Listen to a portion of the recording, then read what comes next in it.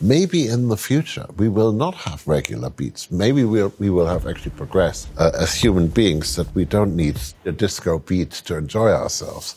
It could be something much more advanced. And why are they electronic? Because I like making drum sound. I'm Hans Zimmer, and this is how we created the score for Dune. I read the book as a teenager when I was 14 years old, and I loved it. I never saw the David Lynch version, I never saw the television version, nor did I hear the music, because I had a sort of a vision and a sound in my head. My challenge was not being a grown-up, not trying to be the man who's done a lot of movies, but to regress in a way and become the reckless 13-year-old teenager, and write as a 13-year-old teenager. I think it was more a challenge to everybody else, my behavior, but I loved it. I remember as a 13-year-old going and seeing science fiction movies and going, why do all these science fiction movies have European orchestral sounds, romantic period tonalities about them?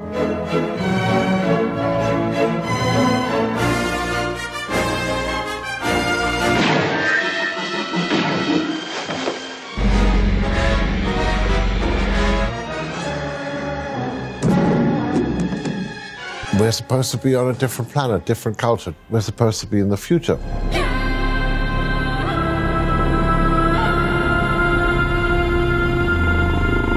All of this was done in the time of COVID, which was oddly liberating to a certain degree, because we could all work in our own environments and we could communicate constantly. Part of the band was in London and part of the band was in Vienna. So it was truly an international way of working.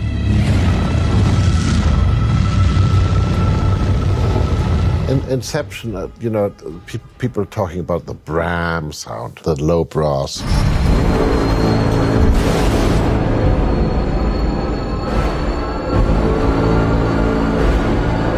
I made the sound, but that means nothing. Chris wrote the sound in his screenplay to Inception. It was his way of showing time slowing down. We booked a studio for the next day with 10 brass players, and we had a piano in the middle of the room with a brick on the sustain pedal, so the brass would play into this piano and all the strings would be vibrating. And that's the sound of Inception. Something I wanted to always do, to invent instruments that don't exist, invent sounds that don't exist. For instance, I work with a chap called Chaz Smith. He's either a great sculptor or he's either a great musician. And he builds these sculptures that you can either hit or you can bow, like a violin or a cello. But then there's another part to it, which is where it gets very complicated. He has basically built himself in Northern California a house which is a musical instrument. A lot of those sort of metal being excited in unconventional ways.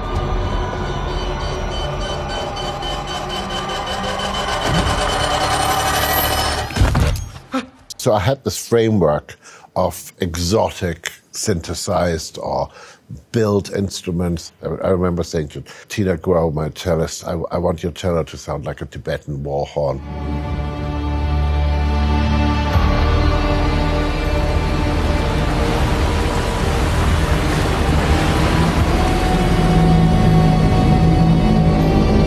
If there's a Tibetan war horn, but she got the image. We built the sort of electronic chamber resonators. Really, ultimately, all of that is just a frame for the one thing that I thought was more important than anything else in the world, which was the human voice. The one thing that would not age, the one thing that in the future would still be valid.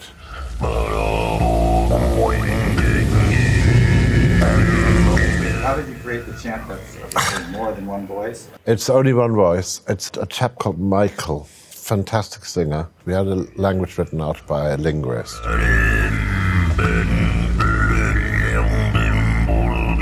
It's just about technology. If you use a compressor, if you overuse it, it feels like you're slamming your head against the door frame. You take a while to recover. So the compressor takes a while to recover, when you slam Michael's voice into it. So by taking each syllable apart and stretching it out and leaving gaps, I could then go and slam every syllable and make every syllable sound incredibly dangerous and violent. I had, of course, completely transformed his voice into something that was more like a cannonball hitting you in the head. And I played it to Denis more as an experiment, and Denis' reaction was, oh, could be an interesting way to start the movie. By putting that voice there as opposed to hearing the beautiful fanfare of a European orchestra, you instantly knew we were going to tell you a story that was dark and mysterious and different, and you couldn't quite work out, was this human or was it beyond humanity? You want to invite your audience on an adventure. You want to invite them on a journey, and you have to do it right at the beginning. You have to say it's not going to be quite what you imagined. It's going to be different. It's going to be interesting. And I did that on Lion King with my friend Levo, where suddenly in a Disney movie, over black, you hear this amazing chant from Africa.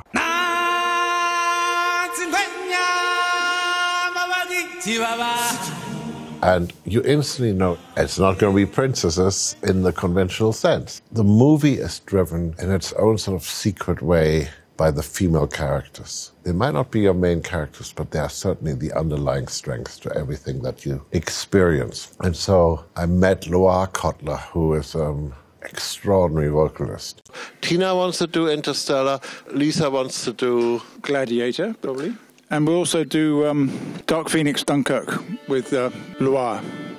Oh, yeah. This, ladies and gentlemen, is the heroic Loire Kotler.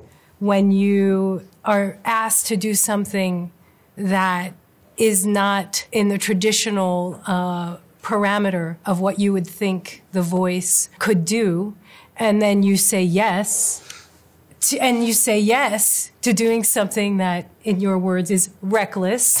Yes. Amazing things start to happen. But Loire's history is that she does a particular type of singing which is highly unusual. Can you do a bit of the rhythmic stuff?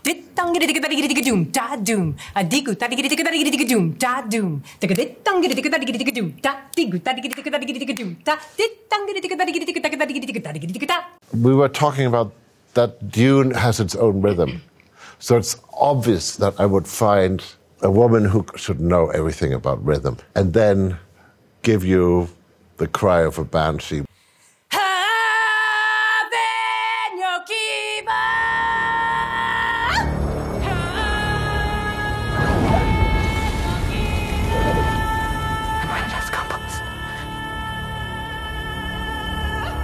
There's a strength, there's a force that hits you, even without, reverb and compressors and all sorts of stuff. And that was in her voice.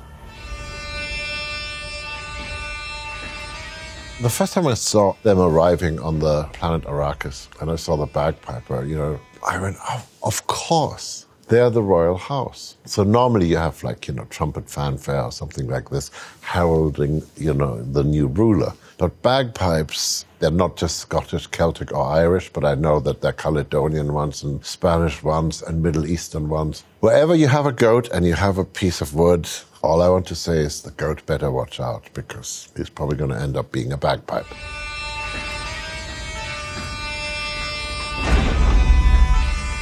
The bagpipe you hear is really my guitarist, Guthrie Govan, imitating a bagpipe on his guitar. And then we have the 30 bagpipe players come in.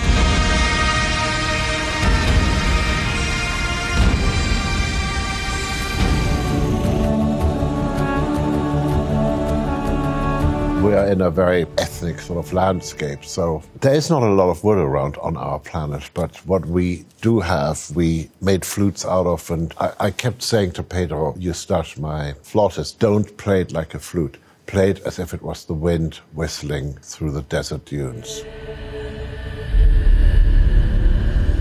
You asked me how the score was made, and I said, we were all colleagues, and we did it all together, and that's how it works. The only thing I guarantee you is I will speak the truth. This is the duduk. And this is a very, very ancient instrument.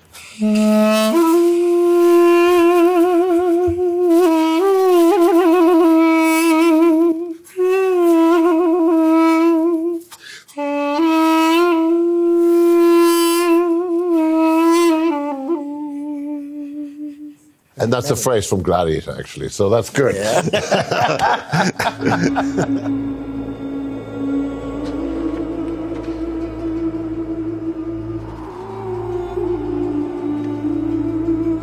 we knew we could do that, but then I said to him, I don't want you to play flutes. Can you make the sound of wind rushing through? Yeah, we did. Well, plus, a lot of things were built. There were many journeys to the hardware store. PVC is your friend. PVC piping. I actually made a sub-contrabass duduk by putting this into a very long tube of PVC, and I cut the thing to get the different tones. So it is an instrument that doesn't exist anywhere. I do things that not many people in the world can do.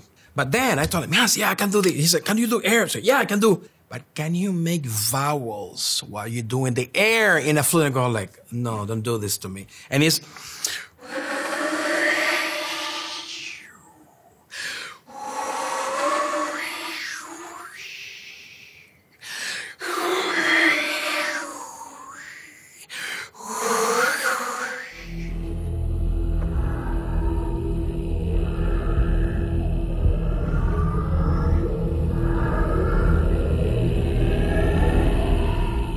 And we did that from a piccolo bansuri to this big fat mama, which is back there, which is a contrabass flute. And I remember one time I sent him 89 tracks of just duduks. Because nobody's ever done it. You're used to seeing 32 violins, 14 celli, 6 basses, your normal Beethoven-type orchestra. But imagine you did it all out of those instruments. What would that sound like? Amazing.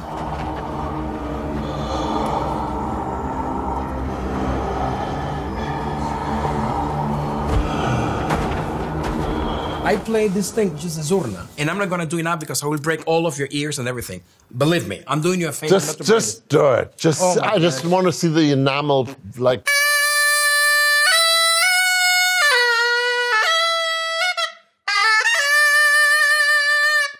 He got me playing notes that I didn't know I could play up there. He doesn't know, but he pushes us. That, by the way, is partly the bagpipe. Yeah. It's not a bagpipe. It is not, what you hear is not what you see.